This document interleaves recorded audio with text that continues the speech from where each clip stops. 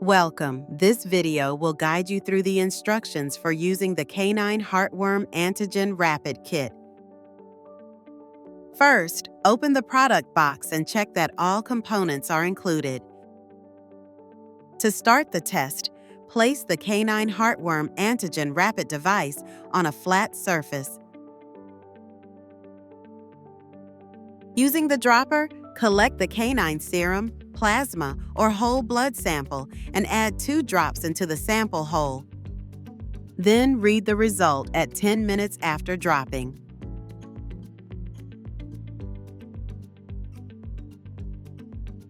Now, let's see how to interpret the results. If you see both the control line and the test line, it indicates a canine heartworm positive result.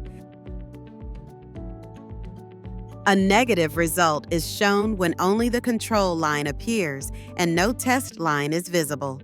This means the sample is negative for canine heartworm antigens.